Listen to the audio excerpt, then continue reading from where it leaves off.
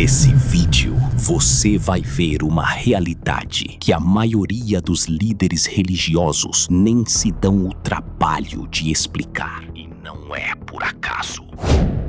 O que vou te mostrar aqui é uma discussão que mistura ciência, história, linguística e religião e que, convenientemente, seus líderes preferem varrer para debaixo do tapete. Por quê? Simples. Porque informação é poder e quem te mantém na ignorância te controla. Fica até o final, porque a conclusão desse vídeo vai mudar a forma como você enxerga não só esse assunto, mas qualquer dogma que tentarem te impor.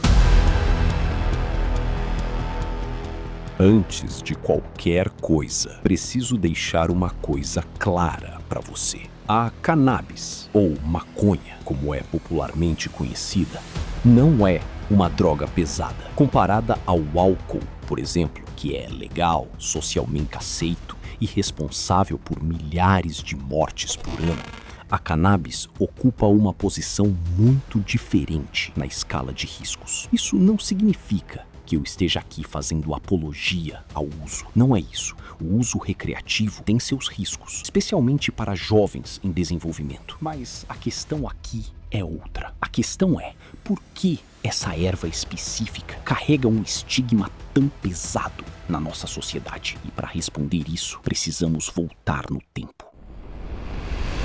A maconha chegou ao Brasil pelas mãos dos escravizados africanos durante o período colonial. E sabe o que acontece quando o colonizador europeu encontra algo que ele não conhece? Algo que vem do outro, do subjugado. Ele rejeita, ele condena, ele criminaliza. Foi exatamente isso que aconteceu. E esse preconceito histórico foi se enraizando na cultura, passou de geração em geração, chegou nas igrejas, virou dogma, virou lei, virou tabu. E hoje, séculos depois, muita gente condena essa planta sem saber absolutamente nada sobre ela, apenas repetindo o que ouviu do pastor, do padre, da avó, do governo. Mas e se eu te dissesse que essa mesma planta aparece na Bíblia?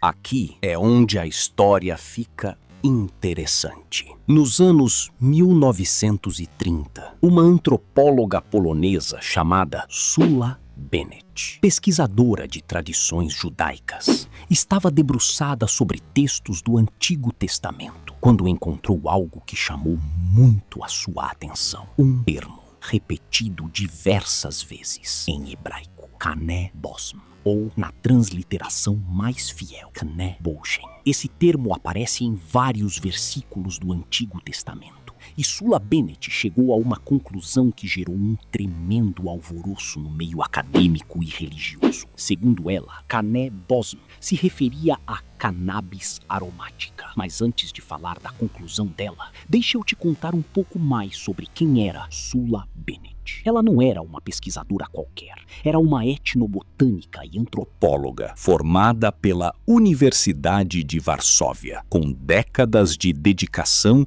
ao estudo das tradições e costumes do povo judeu. Ela não chegou nessa conclusão num fim de semana. Foi o resultado de anos mergulhada em textos antigos, comparando línguas, consultando fontes primárias. E é justamente por isso que a tese dela não pode ser simplesmente descartada. Ela tem embasamento, tem método, tem rigor acadêmico. Agora, de onde ela tirou essa conclusão? Não foi do ar, foi de um estudo profundo da linguística semítica, o grupo de línguas ao qual o hebraico pertence, junto com o árabe, o aramaico e outras línguas do Oriente Médio Antigo. Ela percebeu que, foneticamente e semanticamente, canibosmo era muito mais próximo da palavra cannabis do que a tradução que encontramos nas Bíblias que usamos hoje. Pensa comigo, a palavra cané significa cana ou junco, algo comprido, com hastes, e bosmo significa aromático, perfumado, junto. Cana aromática ou junco perfumado. Agora, cannabis. De onde vem essa palavra? Muitos linguistas apontam que ela tem raízes em línguas semíticas antigas. A própria palavra em grego, cannabis, pode ter chegado até lá, vinda justamente do vocabulário dos povos do Oriente Médio. Sula Bene identificou essa conexão etimológica e disse: não é coincidência, é a mesma planta. E qual é a tradução que encontramos nas nossas Bíblias hoje? Cálamo aromático.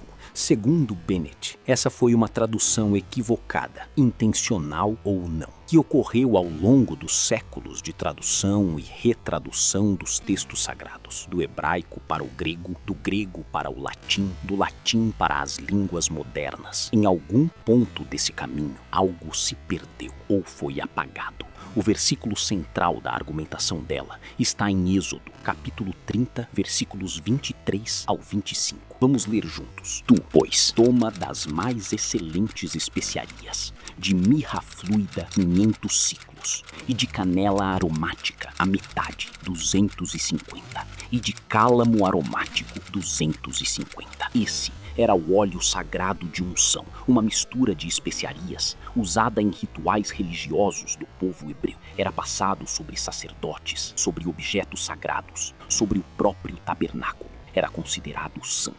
E Sula Bennett diz: esse cálamo aromático é, na verdade, cannabis. Mas não para por aí. Ela identificou o termo canébosmo em pelo menos 5 passagens diferentes do Antigo Testamento. Em Êxodo, em Isaías, em Jeremias, em Ezequiel e no Cântico dos Cânticos. Em todas elas, a planta aparece associada a rituais, a aromas, a oferendas e a contextos sagrados. O que isso significa? Que se a interpretação de Sula Bennett estiver correta, a cannabis não seria apenas mencionada uma vez na Bíblia, de passagem. Ela seria um ingrediente central na prática religiosa do povo hebreu.